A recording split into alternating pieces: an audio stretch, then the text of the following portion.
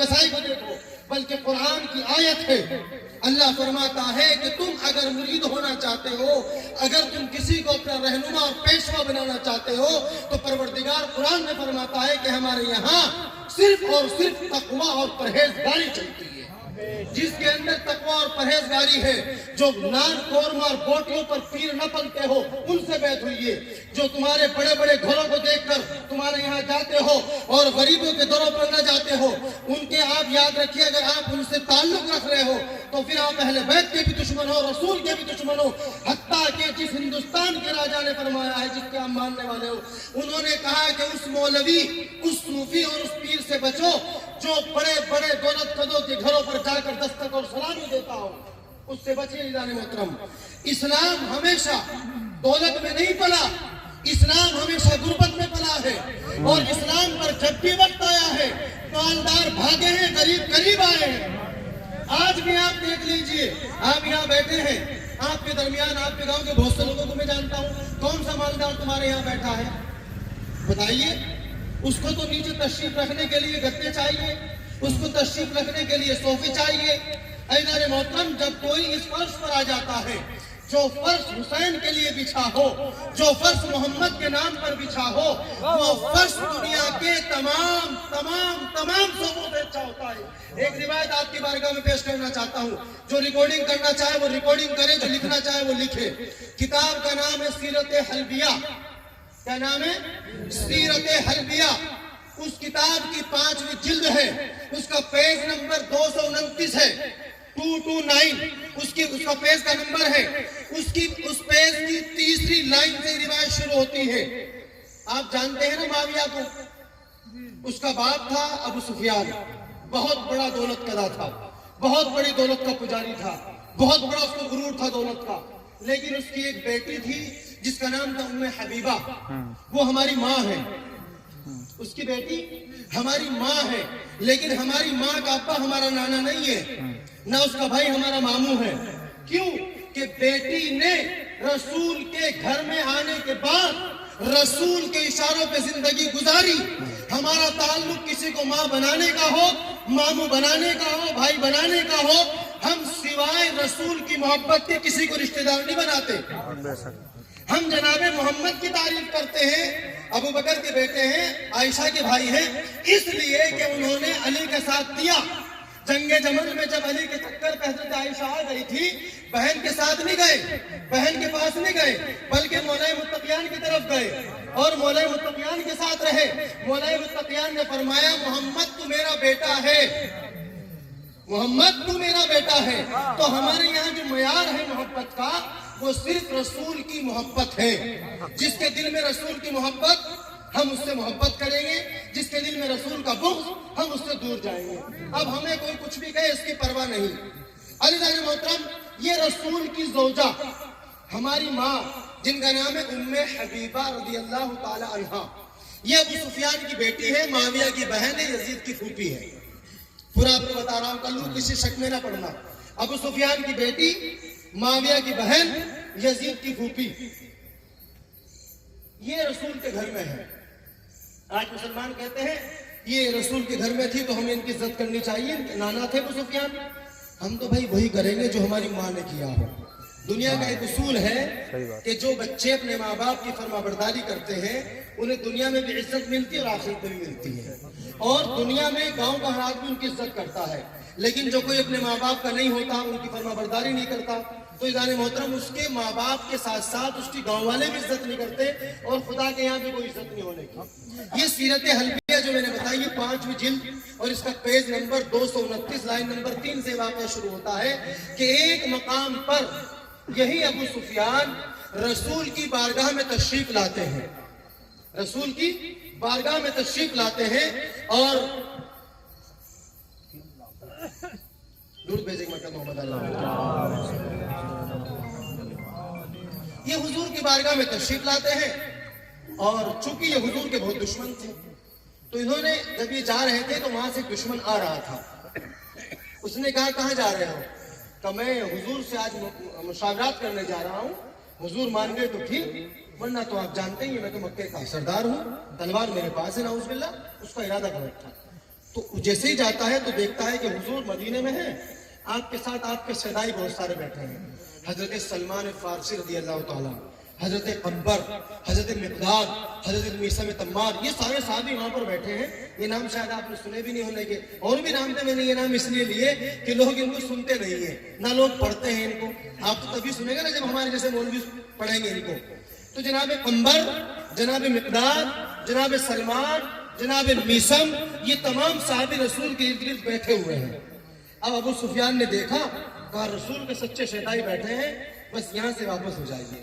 ابو سفیان پلٹے اور پلٹ کر کے انہوں نے کہا بھائی رسول سے بات کرنی ہے، اس سے اچھا موقع کوئی نہیں ہوگا کہ میں چلیے اپنی بیٹی کے پاس چلا جاتا ہوں گھر میں، اور اپنی بیٹی میری بیٹی ساتھ ہوگی تو میں اپنی بیٹی کے ذریعے کچھ کہوں گا۔ اب یہ ام حبیبہ کے پاس جاتے ہیں۔ ام حبیبہ نے دیکھا، دیکھنے کے بعد ان کو ادباً سلام کیا، کیونکہ اسلام اس وقت دنیا میں دو ہے، ایک اللہ کا اسلام، ایک ملا کا اسلام۔ یہ کہا جائے کہ ایک حسینی اسلام، ایک یزیدی اسلام۔ حسینی اسلام اور محمد کا اسلام، اللہ کا اسلام یہ کہتا ہے کہ اگر آپ مسلمان ہیں اور آپ کے ماں باپ کافر ہیں، ابھی مسلمان نہیں ہو، آپ مسلمان ہو گئے، اور آپ نماز جیسی عبادت ادا کر رہے ہیں، نماز پڑھ رہے ہیں، تو آپ نماز اگر پڑھ رہے ہیں اور آپ کے کافر ماں باپ، مشرک ماں باپ اگر آپ کو آواز دے، تو میرا اسلام، حضور فرماتے ہیں میرا اسلام یہ کہتا ہے کہ نماز کو مختصر کر کے، اگر واجب نماز نہ ہو، اگر واجب نماز ہو تو مختصر کر کے، اور اگر نوافلہ نماز ہو تو اس کو توڑ کر، یہ جملے ہیں حضور کے، نماز اگر نوافل ہے تو اس کو توڑ دو، اور اگر واجب فرض ہے تو اس کو مختصر کر دو، اور مختصر کر کے فوراً اپنے ماں باپ کی بارگاہ میں آ جائیے۔ یہ حضور کا اسلام ہے۔ اب یہ واقعہ، یہ حدیث آپ یاد رکھنا۔ ام حبیبہ چونکہ رسول کی بیوی ہے، اور رسول کی وہ چہتی بیوی جس کے لیے رسول نے خود دعائیں کی، اور رسول جس طرح جناب خدیجہ کے لیے حضور رویا کرتے تھے، اسی طریقے سے آپ ام حبیبہ کے آنے کے بعد یہ کہتے تھے، ام حبیبہ جب سے تم میرے گھر میں آئی ہو تب سے مجھے کچھ جناب خدیجہ کی یاد جو آتی تھی اس میں مجھے کچھ سکون ملا ہے، باقی اور کوئی کسی بیوی سے سکون نہیں ملا، نہ میرا اور کسی بیوی کا ذکر کرنے کا ارادہ ہے۔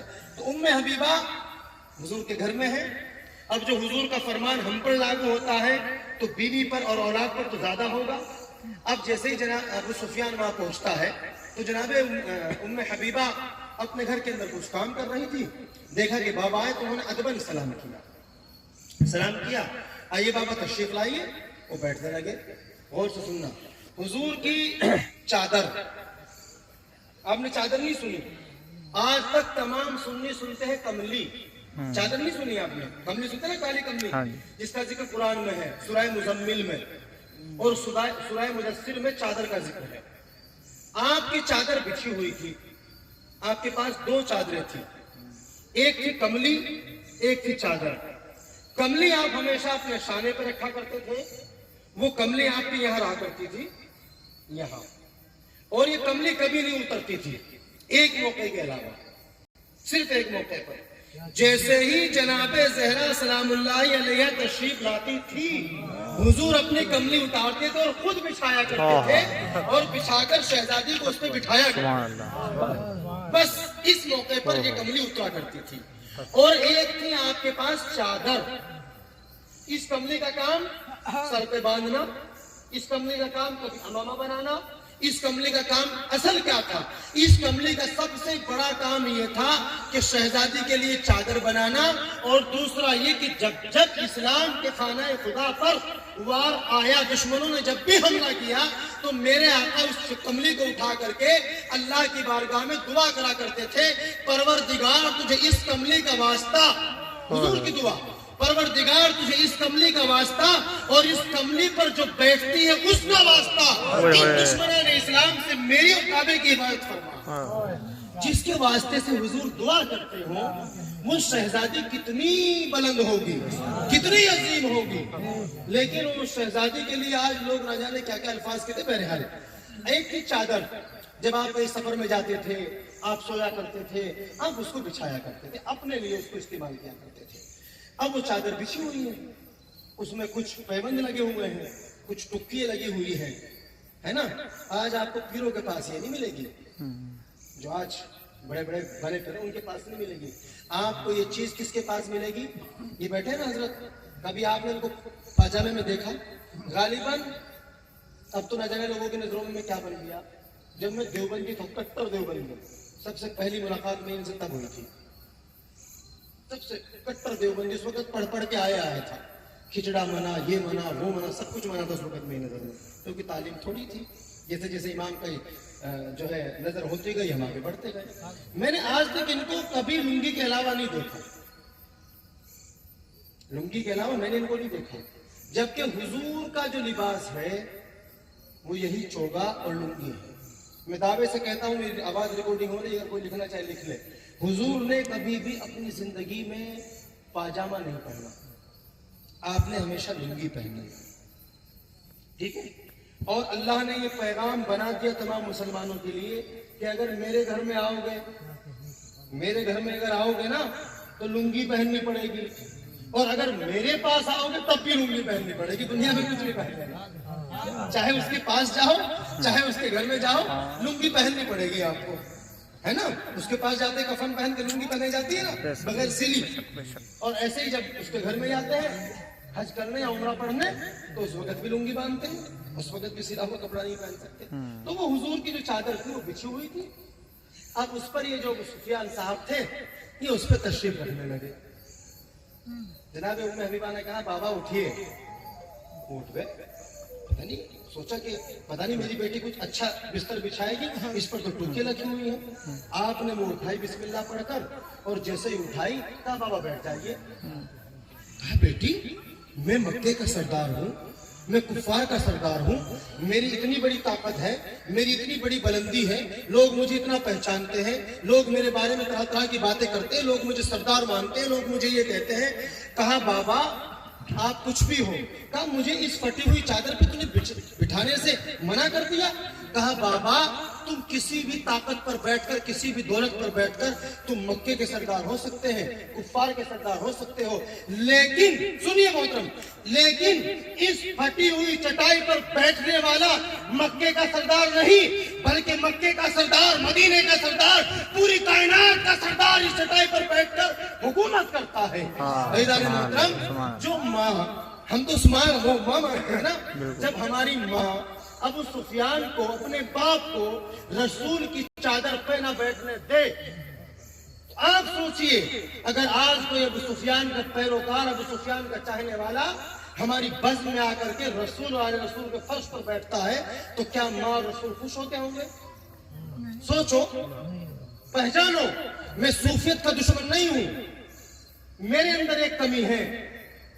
آج اس مجمع میں کربلا میں کہہ کے جا رہا ہوں, آج خورشید بھائی بھی فیصلہ کر لے, کل قربان نے فیصلہ کیا تو آج خورشید فیصلہ کر لے. محمد عباس صابری نہ منافقوں سے ملتا ہے, نہ جلتا ہے, نہ تم سے تعلق رکھتا ہے. چاہے وہ اپنے آپ کو سید کہے, چاہے اپنے آپ کو شیخ کہے, چاہے کچھ بھی کہے, ہم غلام ہیں اہل بیت کے. ہم غلامی کریں گے اس قبر کی, اس در کی, اس چوکھٹ کی, لیکن بناوٹ اور پاکھنڈیوں کی غلامی نہیں کریں گے. ہمیں تم سے کوئی دولت نہیں لینی, نہ تم سے ہمارا کوئی رابطہ ہے, نہ تم سے ہمیں جنت لینی ہے. ہمارے جنت کے سردار حسنین کریمین ہیں, ہماری ماں اور بہنوں کی جنت کی سردار طیبہ طاہرہ ہے. ہمیں جنت اور دوزخ کا جو فیصلہ دیں گے وہ علی دیں گے. ہمیں آج کے نہ ملاؤں سے چاہیے, نہ آج کے ڈھونگی صوفیوں سے چاہیے.